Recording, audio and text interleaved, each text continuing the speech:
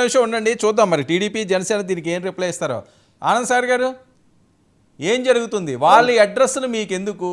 ఏమన్నా తేల్చుకోవాలనుకుంటేలో ఉంటే ఆయన ఎక్కడ ఉంటారో ఆ అడ్రస్ కూడా చెబుతున్నారు. వాళ్ళు వెళ్ళిపోయారు, వీళ్ళు వెళ్ళిపోయారు, పేరు నాని గారు దాచేశారు, కొడాలి నాని గారిని, వంశీ గారిని అని చెప్పి మంత్రి స్థాయి మాట్లాడు. ఇందులో ఎంత వాస్తవం ఉంది?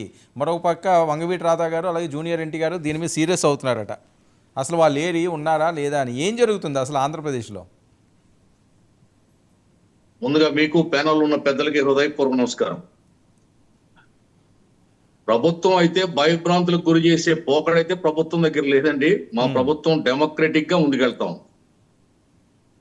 ఈ 5 సంవత్సరాల వైసీపీ పరిపాలన విధ్వంసానికి ఆపరేషన్ చేస్తూ రాష్ట్రాన్ని మళ్ళీ ఒక రూపురేఖలు నిర్మిస్తూ ముందుకెళ్తాం. అందులో భాగంగానే ఈవేళ కలెక్టర్ల సమావేశం కావచ్చు, ఎస్పీల సమావేశం కావచ్చు, శాఖాపరమైనటువంటి సమీక్షలు కావచ్చు, శ్వేతపత్రాలు కావచ్చు, నిపుణులతో చర్చలు కావచ్చు, ఒక బ్రాండ్ ఏపీ అనే దాన్ని మళ్ళీ తెర మీదకి తెచ్చి ప్రపంచ పారిశ్రామిక దిగ్గజాలను ఆకర్షించే ప్రయత్నం మా ప్రభుత్వం చేస్తాం. కాబట్టి ఈ గత ప్రభుత్వ విధ్వంసానికి కారణభూతులైనటువంటి వ్యక్తులు ఎవరైతే ఉన్నారో వాళ్ళకు వాళ్లే జడుచుకుంటున్నారు. వాళ్ళ వెన్నులో దడపడుతుంది, చలి పుడుతుంది, చలి జ్వరం వస్తుంది. అందుకు వాళ్ళు దాక్కుంటున్నారేమో. వాళ్ళకి ఏం చేస్తారు? తప్పు చేసిన వాడు ఏం చేస్తాడు? వాళ్ళు ఏదో బంకర్స్ ఎదుక్కుంటారు. అదే ప్రయత్నం వాళ్ళు చేస్తున్నారు. ఈవేళ ఏ విధమైనటువంటి మాటలు మాట్లాడారు? ఆ వేళ ఈవేళ గోముఖ వ్యాఘ్రాల్లాగా ఏదో మళ్ళీ నీతి వాక్యాలు వల్లిస్తున్నారు ఇప్పుడు ఉన్నటువంటి నాయకులు. కాబట్టి చరిత్ర ఇంకా 50 రోజులు కూడా కాలేదు. ఎవరు మర్చిపోతారు ఈ విధ్వంసాన్ని?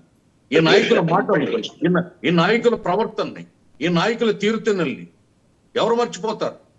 ఒక్క రెడ్ బుక్ లో ఉందనో లేకపోతే ఈ ఎక్కడో ఉందనో ఇక్కడ ఉందో ఎక్కడుందో ప్రజలే వాళ్ళ మీద కసి కట్టి కసితో ఓటేసి వాళ్ళను 11 సీట్లకు పరిమితం చేశారు. ఏకాదశానికి కుదించేశారు. జగన్మోహన్ రెడ్డి కాస్త ఎలివెన్ మోహన్ రెడ్డి అయిపోయాడు.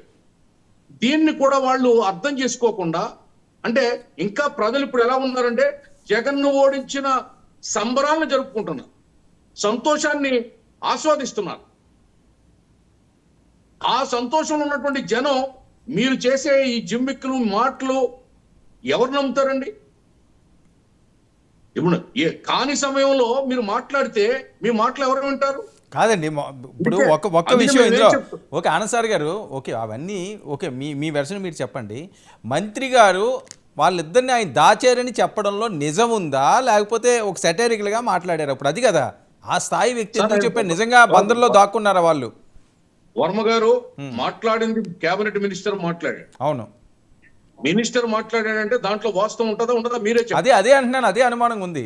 ఎస్, ఒక బాధ్యతాయుతమైనటువంటి మంత్రి గారు మాట్లాడిన దాంట్లో వాస్తవం ఉంటుందనేది మా స్టాండ్. ఓకే, ఖచ్చితంగా వాళ్ళు భయపడుతున్నారు, దాక్కుంటున్నారు. ఎందుకంటే వాళ్ళు తప్పు చేశారు కాబట్టి, తప్పుగా వ్యవహరించారు కాబట్టి, వాళ్ళు దోషులు కాబట్టి, ప్రజలు వాళ్ళ మీద పగబట్టారు కాబట్టి అన్ని జరుగుతాయి. ఎవరు ఆ వేళ కలెక్టర్ల సమావేశం పెట్టి ప్రజా వేదిక కూలగొట్టారు. దానికి మేమేమి ప్రతిచర్యగా మేమేమి చెప్పట్లా, కానీ ప్రజల్లో ఉంది. వీళ్ళు చేసిన అరాచకాన్ని ఎండగట్టాలని, వాళ్ళకి దానికి సరైన బుద్ధి చెప్పాలని మొన్న ఎలక్షన్లు ఓడించారు. అంతకంటే తీర్పు, అంతకంటే కక్ష సాధింపు మేము కోరుకోవట్లా.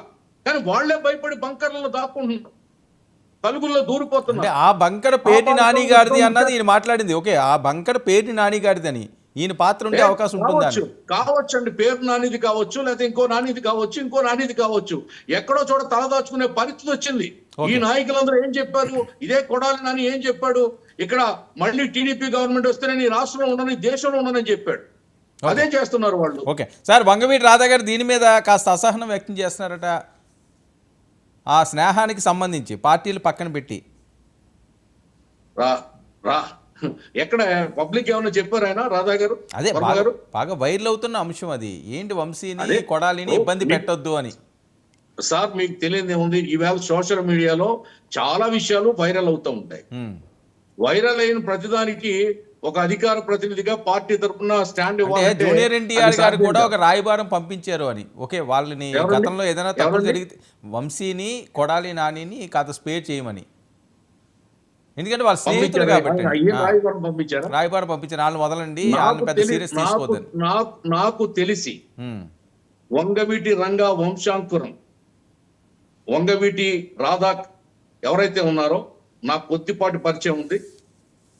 అటువంటి నేచర్ ఉన్నటువంటి నాయకుడు ఆయన మాత్రం కాదు. జూనియర్ ఎన్టీఆర్. జూనియర్ ఎన్టీఆర్ గురించి మేము మాట్లాడదలుచుకోలేదు ఇప్పుడు. ఉమ్, ఎందుకంటే ఆయన మా పార్టీ కార్యక్రమాలకు కానీ రాజకీయాలకు కానీ ఆయన ఇప్పుడు సమీపంగా లేడు, అందుబాటులో లేడు. ఓకే, ఆయన సినిమాల్లో బిజీగా ఉన్నాడు. రంగా గారు, మేము అభిమానించే రంగా గారు కొడుకు. ఆ రంగా ఇప్పుడు రాధా గారు కూడా అంతే. మా పార్టీ అంతా ఆయన అభిమానిస్తుంది. కాబట్టి ఆయన వ్యక్తిత్వం అటువంటిది కాదు, ఆయన అటువంటి నేచర్ ఉన్నటువంటి మనిషి కాదు. ఓకే. ఇది ఏదో పొక్కారని మాత్రం నేను నమ్ముతాను. అందులో తప్పే ఉందిలేండి, కొద్దిగా చూడండి వాళ్ళని అని చెప్పడంలో తప్పలేదు కదా. వాళ్ళు ఏమంటున్నారు, వాళ్ళని ఏం చంపిమని పొడిచిమని చెప్పట్లేదు ఆయన. స్నేహబంధం. చూడడానికి ఎవరు పగబట్టారంటున్నా, ఉమ్, ఎవరు ఎవరు ఎవరు వాళ్ళని తరుగుతున్నారంటున్నా. ఉమ్, ఏమేమన్నా గన్నలు పట్టుకుని వాళ్ళు వెనకాల వేస్తున్నావా, తరుముతున్నావా, వేటాడుతున్నావా, వెంటాడుతున్నావా? లేదే. ఓకే. ఒక సాక్షాత్తు చంద్రబాబు నాయుడు గారి సతీమణిని, ఆవిడ క్యారెక్టర్ ని అసాసినేట్ చేసినప్పుడు కూడా ఆయన కన్నీరు పెట్టారు. ఈవేళ అది కూడా మర్చిపోయి రాష్ట్ర ప్రగతి ధ్యేయంగా పనిచేస్తున్నటువంటి ఏకైక నాయకుడు చంద్రబాబు నాయుడు గారు. Okay, right. అంతకంటే అవమానం ఏ రాజకీయ నాయకుడి జీవితంలో ఇంకేమీ ఉండదు. ఓకే, అటువంటి నాయకుల్నే ఆ గాలి కుదిలేసాం మేము. Right. వాళ్ళు దాక్కుంటారు.